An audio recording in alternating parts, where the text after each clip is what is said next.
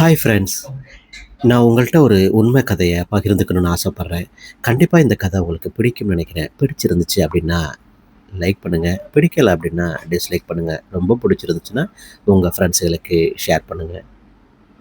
மாணவன் ஒருவன் செக்யூரிட்டியின் கால்களை தொட்டு ஆசீர்வாதம் பெற்றார். செக்யூரிட்டி அவனை கட்டிப்பிடித்து கண்ணீர் விட்டார். இது இரத்த பந்தங்களை விட மேலான அன்பின் பிணைப்பு. ஹைதராபாத்தில் உள்ள ஒரு வளாகத்தில் பட்டமளிப்பு விழாவில் கடைசி நாளில் அனைவரும் தங்கள் சான்றிதழ்களை பெறவும், ஆசிரியர்களும் நண்பர்களும் விடைபெறவும், புகைப்படம் எடுக்கவும் ஓடிக்கொண்டிருந்த போது ஒரு மாணவன் மட்டும் நேராக கல்லூரி வாயிலின் மூலையில் இருந்த நாற்காலிக்கு சென்றான். வழக்கம்போல் செக்யூரிட்டி பெண் பாதுகாப்பு பணியில் இருந்தார்.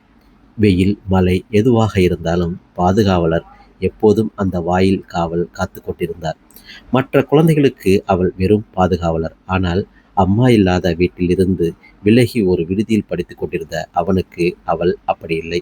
மதியம் கேண்டீனுக்கு செல்லும்போது சாப்பிட்டியா சாமி என்று கேட்கும் ஒரு தாய் அவ்வப்போது நல்ல உணவு சமைத்து அவனுக்கு கொண்டு வந்து கொடுப்பாள்.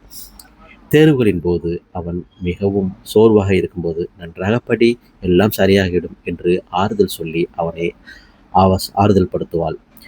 அவன் தன்னை நோக்கி ஓடி வருவதை பார்த்து அவர்களிடம் எதுவும் சொல்லாமல், சாமி நீ கிளம்புறியாடி தங்கம் என்று கேட்டாள். அவன் அவர்களிடம் சென்று அவர்களின் கால்களை தொட்டு ஆசை பெற்றான். முக்கியமான அதிகாரிகளும் மாணவர்களும் கடந்து செல்லும்போது எழுந்து நின்று வணக்கம் செலுத்துவது இந்த செக்யூரிட்டியின் வாழ்க்கை.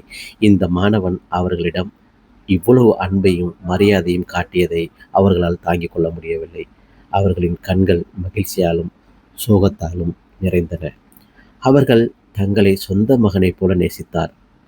கண்ணீர் விட்டனர். என் சாமி, நீ பெரிய உயரங்களை அடைவாய் என்று அவர்கள் கண்களில் கண்ணீருடன் அவரை ஆசீர்வதித்தார்.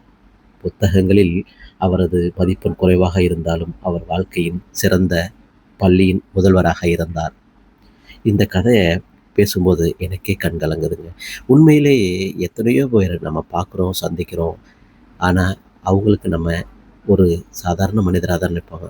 நம்மளுடைய வாழ்க்கையில் எவ்வளோ பேர் எத்தனையோ விதைகளில் நமக்கு வழிகளில் நம்மளுக்கு உதவி செஞ்சுருப்பாங்க. அவங்கள நம்ம என்றைக்குமே மறக்கக்கூடாதுங்க. அதனால தாங்க அந்த அன்பு இருக்குது பார்த்தீங்களா, அது ரொம்ப அழகானதுங்க. இந்த கதையோட உங்களுக்கு பிடிக்கும்னு நினைக்கிறேன். பிடிச்சிருந்தா மறக்காமல் நம்ம சேனலை சப்ஸ்கிரைப் பண்ணுங்கள்.